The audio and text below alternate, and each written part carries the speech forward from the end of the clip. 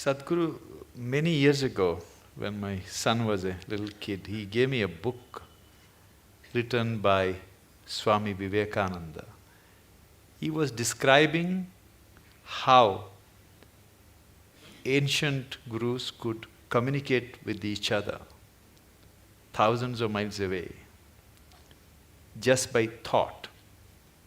It's like a modern internet, how one computer can communicate with another computer in US or Europe, anywhere. Do you believe that human mind can be trained to influence another human mind or people's mind who are far away just by tuning our mind to the right frequency? Can it be trained? Can we learn that art? You're trying to beat the cell phone companies.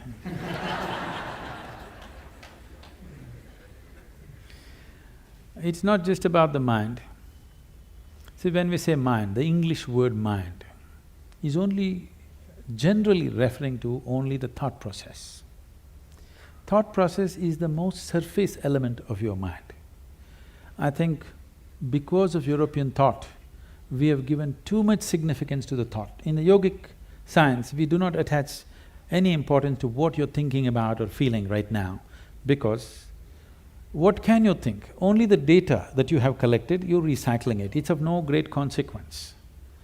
Whatever is on the surface of your mind keeps rolling, that is not of any consequence. What you're thinking and feeling right now is very surface of mind. There are deeper dimensions of the mind.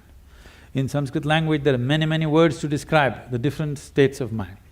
But now there is one aspect of the mind, for lack of time and stuff, I'll leave those things. There is one aspect of the mind which we refer to as Chitta. Chitta is the innermost core of the mind, which is your connection with what we are referring to as consciousness. If your Chitta becomes conscious, if your Chitta acquires a certain level of conscious control, if you acquire, now you have access to your consciousness.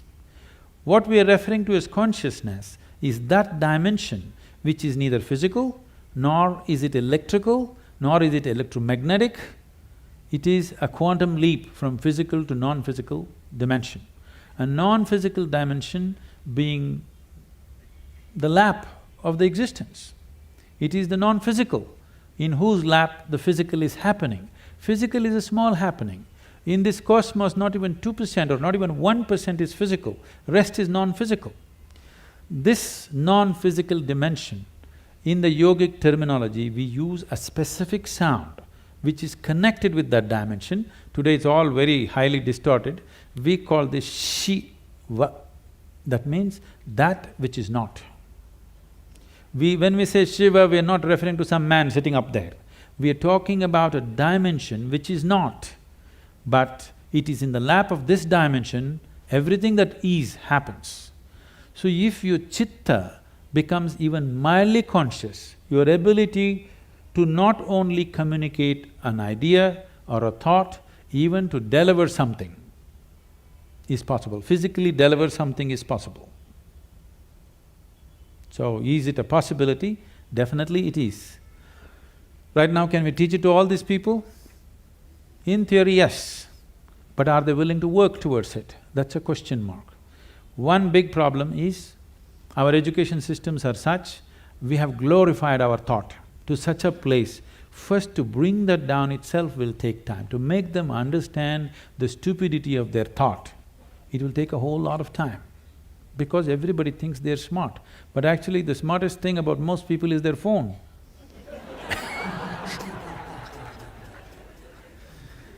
Because your thought process is just an outcome of the limited data that you have gathered.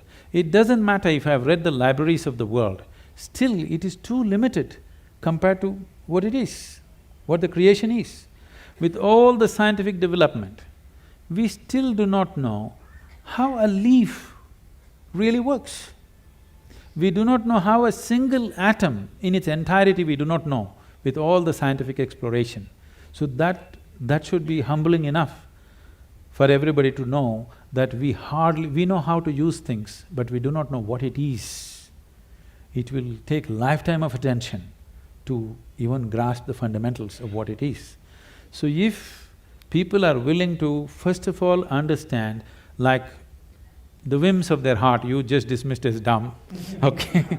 If they also understand the so-called smartness of their thought process and emotion is quite dumb, now it becomes easy. It becomes easy to train people that communication it's not like, now I want to generate this thought and give it to you, not like that. Things will happen to you before you think. What is best for you will simply happen to you even before you articulate in your mind. You don't have to ever think what you want to become, how you want to be. Life will just arrange itself. An intelligence beyond what you can contain in this bone box starts working for you, and it'll work. You heard of Ramanujam and others just opened a window with their Devi, and he becomes that kind of a mathematician, which is, even today after 1 century, they're still trying to figure out what he said. And the mathematical calculations that he gave is the backbone for describing the black holes in the universe. When he was there was no word called black hole, nobody knew there is such a thing. When we say black hole, what we are talking about is the curve of time and gravity, which is something modern science is battling with. He made mathematical background for that. As the curve increases, what is in existence, physical existence, becomes non-existence. So this is what it is when we say yoga. You reduce the curve in such a way that what is largely physical becomes non-physical. Once it's non-physical, time and space is not an issue. Once time and space is not an issue, communication is simply there.